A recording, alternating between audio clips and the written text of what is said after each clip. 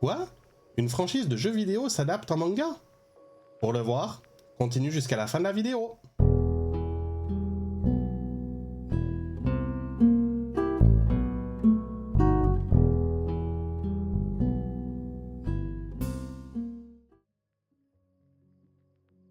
Ça y est, depuis une semaine, c'est fait.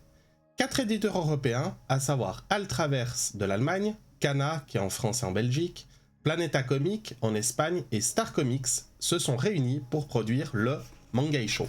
Mangeisho, c'est ça. C'est la réunion justement de ces 4 éditeurs qui nous proposent, en grand format, un assemblage de 14 histoires inédites, 18 auteurs européens, plus de 300 pages, couvrant drame, romance, action, aventure, science-fiction, différentes atmosphères, différentes planètes. C'est franchement juste génial. C'est paru il y a une semaine à un prix dérisoire. On est en Suisse à peu près 8 francs l'exemplaire. On est sur une parution trimestrielle. Et puis je vais vous dire, moi je l'ai liquidé en à peine une journée.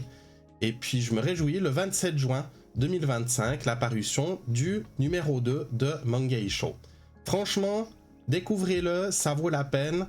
C'est en plus des auteurs et illustrateurs qui sont européens. Donc c'est un petit peu un autre style, mais franchement super sympa. Alors, à vos claviers ou à vos pieds et déplacez-vous à la librairie la plus proche. Et profitez bien. Franchement, note 5 sur 5. Approuvé. Allez, à tout de suite. Voilà. Dimanche après-midi, il fait beau. Je vais continuer avec mes recommandations littéraires. Enfin, plutôt mes recommandations mangakesques, même si je sais pas si ce terme existe, mais il me botte bien. Alors, on continue avec Kagurabashi. Kagurabashi, c'est un manga qui a été recommandé par Masashi Kishimoto, l'auteur de Naruto. Auteur-illustrateur de ce manga, Takeru Okazono. Franchement, une super plume, tant à l'écrit qu'en dessin. Kagurabashi, c'est un manga qui est publié au Japon depuis 2023, qui a été repris en France par les éditeurs Kana, dont le premier volume a été publié le 14 février de cette année. La prochaine publication, tome 2, dont je me réjouis de la sortie, parce que franchement l'histoire est super sympa, vous allez le voir, sort le 18 avril 2025. Maintenant, continuons vers l'univers. L'univers de Kagurabashi, c'est quoi? C'est allier modernité et tradition japonaise. Qu'est-ce que j'entends par modernité? La modernité, j'ai l'environnement général, la ville, l'utilisation des technologies, on voit en termes de voitures, de smartphones et j'en passe. Par contre, pourquoi tradition? Tradition parce qu'on est dans une histoire qui est centrée autour des arts martiaux, autour du katana et notamment de la forge de katana. Et j'irais en plus avec une couche, on n'est pas supplémentaire, on n'est pas dans les traditions, on est dans encore un rajout de la sorcellerie. Je vous en dis pas plus parce que ça serait un petit peu vous spoiler quand même.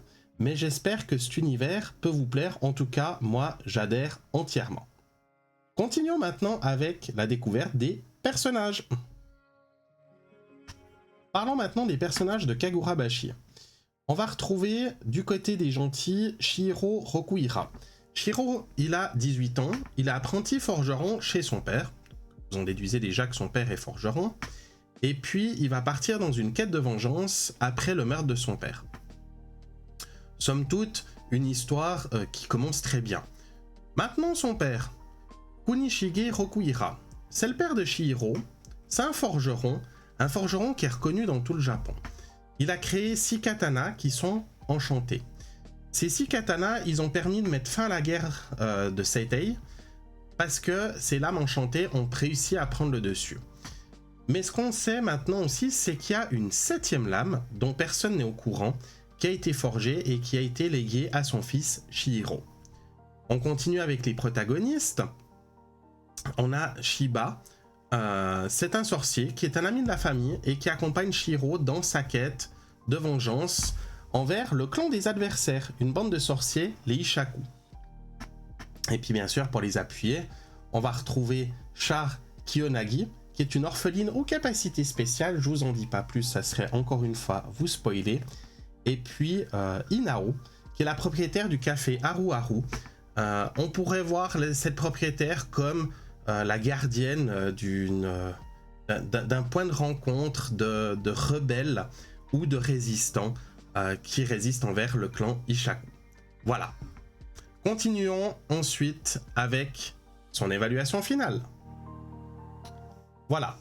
Kagurabashi, un univers alliant modernité et tradition, un environnement vraiment super chouette à découvrir, une bonne entrée en matière, je me réjouis de l'arrivée du tome 2 et je lui attribue une note de 4,5 sur 5.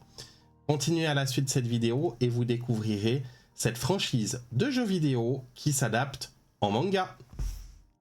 A tout de suite. Bon, voilà. Je vous ai dit au début de cette vidéo qu'une franchise de jeux vidéo faisait aussi maintenant dans le manga. Mais qui me direz-vous? Eh bien oui, la franchise qui ne fait parler que d'elle jusqu'à présent, qu'on voit à la télé, je vous parle de Minecraft. Minecraft, c'est quoi? Minecraft, c'est un jeu vidéo multiplateforme qui est sorti en 2011. Un des jeux vidéo les plus vendus de l'histoire.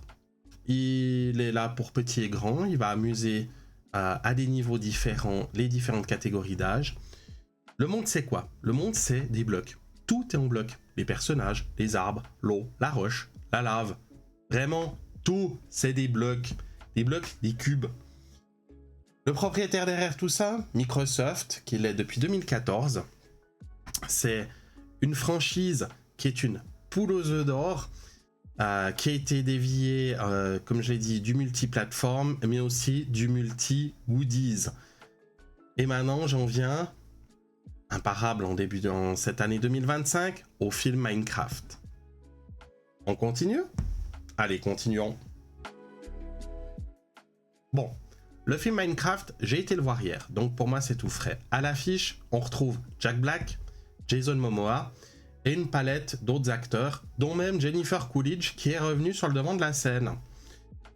Je dois vous avouer, je suis encore perplexe à la sortie de ce film.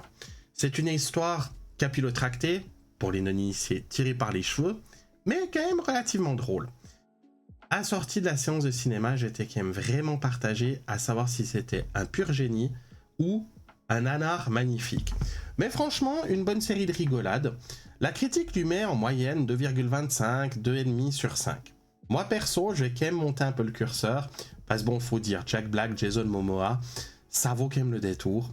C'est assez fondard. Je leur mets une note de 3,5 sur 5. Et maintenant, du coup, vous l'aurez compris, effectivement, Minecraft est aussi adapté en manga. On se retrouve pour la suite. À tout de suite. Bon voilà, Minecraft, le manga, sorti en français le 2 avril dernier, écrit et illustré par Kazuyoshi Seto. Attention, c'est un produit dérivé de Minecraft, certes, mais pas destiné à un public adulte. On suit l'histoire de Nico l'aventurier. Ce qui est assez drôle, c'est que l'histoire se déroule de façon partie de jeu vidéo. C'est vraiment les étapes, comme si on était dans le jeu, mais en version papier. Donc assez perplexe. Adapté pour la tranche très basse de la catégorie du shonen. Je vous dis, c'est parfait pour mon filleul de 10 ans. Une note, si je dois lui attribuer pour les adultes, 0 sur 5. Surtout, n'y pensez même pas à l'acheter si vous êtes fan des produits dérivés et que vous êtes dans la catégorie seinen. Par contre, pour un enfant de 10 ans, comme mon filleul, je lui attribue une note de 5 sur 5. Ça devrait leur plaire. Donc voilà. C'en est fini pour le manga Minecraft. Je vais pas du tout acheter le tome 2.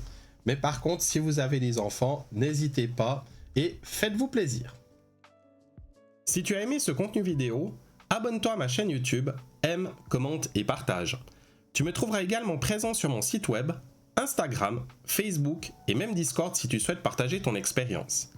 Tous les liens sont dans le code QR et dans la description de la vidéo. Bonne lecture!